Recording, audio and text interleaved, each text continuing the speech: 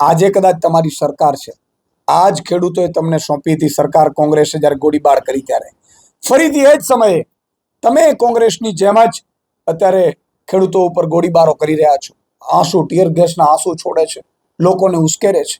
આ બધું ગુજરાતને સ્વીકાર્ય નથી અને સરકાર બદલતા વાર નહીં લાગે. અમે એક નંબર જાહેર કરીશું. આ નંબર આમ આદમી પાર્ટી હેલ્પલાઇન નંબર છે.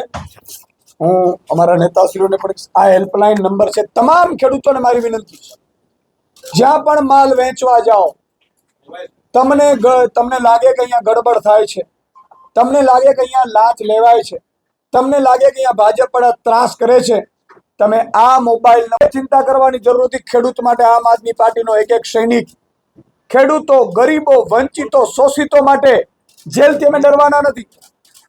અમે જેલથી નથી ડરવાના.